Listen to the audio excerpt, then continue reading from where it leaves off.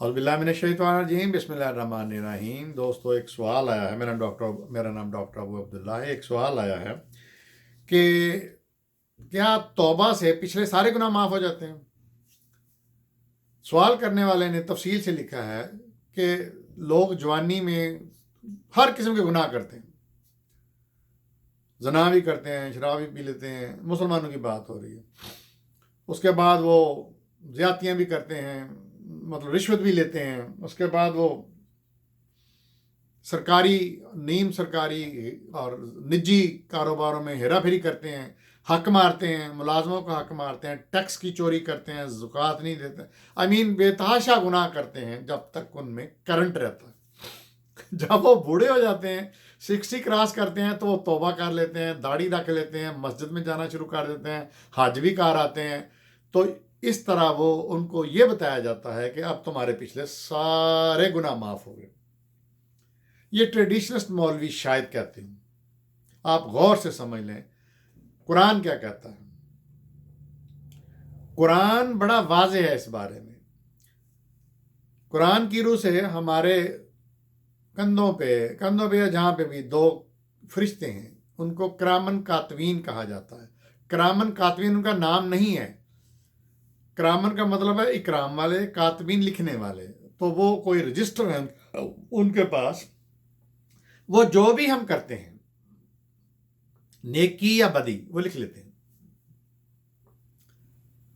اچھا، یہ وہ رجسٹر لکھتے رہتے ہیں جب تک اسرائیل کے فرشتے نہیں آ جاتے، موت کے فرشتے، تو پھر یہ رجسٹر بند کر کے نکل جاتے ہیں،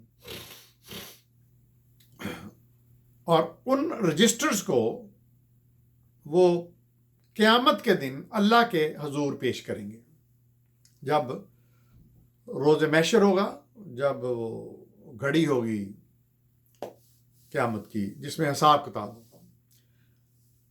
قرآن پاک کی بات کی صورتوں میں بڑی تفصیل سے ذکر ہے، بہت تفصیل سے ذکر ہے کہ ان کے ساتھ کس طرح حساب کتاب ہوگا۔ پہلے پیغمبروں کا ہوگا، پہلے پیغمبروں سے پوچھا جائے گا، پہلے ان کی اکاؤنٹیبلٹی ہوگی، پھر درجہ بدرجہ کرتے کرتے کامن مین کی اکاؤنٹیبلٹی ہوگی۔ تو جو بھی آپ نے نیکی کی ہوگی، نیکیاں کی ہوگی، ان کی کاؤنٹنگ ہوگی۔ اس کے بعد جو بدیاں کی ہوگی ان کی کاؤنٹنگ ہوگی۔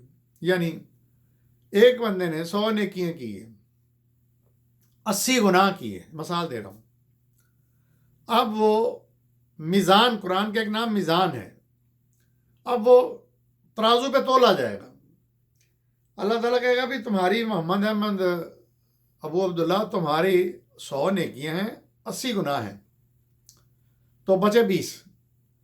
اب 80 گناہوں کی مجھے سزا بھگتنی پڑے گی۔ اب وہ سزا کس طرح کی ہوگی؟ قرآن پڑھے، ویری سمپل، یہ اچھی طرح سمجھ لیں۔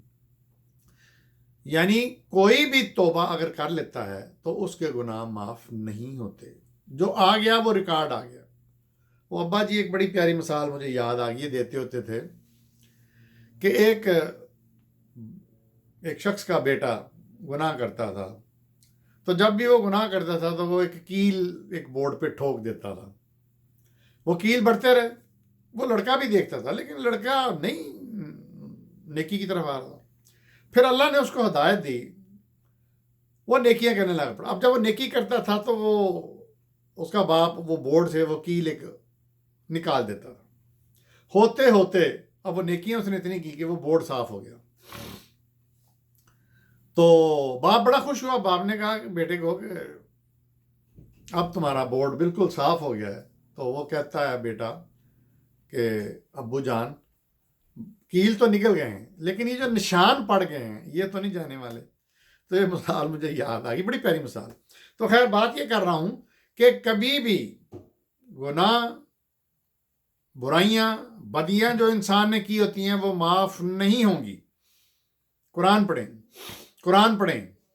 بار بار پڑھیں، وہ معافی نہیں ملے گی، حساب ہوگا۔ اب اگر کسی انسان نے 50 نیکیاں کی ہیں اور 100 بدیاں کی ہیں تو اس کا مطلب ہے کہ اس کی 50 بدیاں زیادہ ہیں، تو اس کو ملے گا اس کا گناہ، اس کی سزا ملے گی۔ اللہ تعالیٰ نے سزا اور جزا کا ایک کمپلیٹ نظام جو ہے وہ قرآن میں دیا ہوا ہے۔ ایک بڑی مشہور مت ہے، پتہ نہیں کہاں سے آئی ہے، کہ حج کرنے سے پچھلے سارے گناہ معاف ہو جاتے ہیں اور انسان اس طرح ہو جاتا ہے کہ جیسے نومولود بچہ، جیسے ابھی ماں کے پیٹ سے پیدا۔ بالکل یہ مت ہے، قرآن کے خلاف ہے۔ اگر نبی کریم صلی اللہ علیہ وسلم کا نام لگایا جاتا ہے تو یہ بالکل غلط ہے۔ نبی کریم صلی اللہ علیہ وسلم وہ قرآن کے خلاف بات نہیں کر سکتے۔ تو یہ ایک مت ہے کہ وہ ایسے ہو جاتا ہے جیسے وہ معصوم ہے، اس نے کبھی گناہ کیا نہیں، ہر گناہ ریکارڈ ہو رہا ہے۔ اچھا یہ کب سے ہو رہا ہے؟ یہ قرآن میں تو نہیں میں نے دیکھا کہیں پڑھا، لیکن میرا انداز ہے کہ جب آپ بلوغت آپ کو آ جاتی ہے، جب آپ پیوبرٹی آ جاتی ہے تو اس کے بعد سے سمجھ بھی آ جاتی ہے۔ اب اس وقت سے میرا خیال ہے، بچپن میں تو نہیں، شاید بچپن کو تو پتہ نہیں ہوتا بچے کو، تو اس وقت سے لے کے مرتے دم تک جو بھی ہے وہ ریکارڈ میں آ جاتا ہے۔ تو یہ بالکل غلط مت ہے کہ گناہ معاف ہو جاتے ہیں۔ یہ میں نے بھی دیکھا ہے کہ میرے بھی کلاس فیلو کئی دوست وہ پہلے بالکل کلین شیو اور جوانی میں یہ وہ، لیکن آہستہ آہستہ بڑھاپے میں دیکھتا ہوں کہ ان کی داڑیاں ہیں، کئیوں کی لمبی لمبی داڑیاں ہیں اور نیکی کی باتیں بھی کرتے ہیں۔ قرآن شاید پڑھتے ہیں کہ نہیں پڑھتے ہیں مجھے نہیں پتا دوستو، میں ان سے معذرت کروں گا، لیکن وہ ہمارا ٹرینڈ یہ ہے، نارملی یہ ہے، بس نہ بھی گناہ کریں۔ میں یہ نہیں کہہ رہا کہ وہ جوانی میں جب کلین شیو ہوتے ہیں وہ گناہ کرتے ہیں، نہیں، میں یہ نہیں کہہ رہا، میں یہ کہہ رہا ہوں کہ ان کی حیت بدل جاتی ہے، اللہ سے ڈرنا شروع ہو جاتے ہیں۔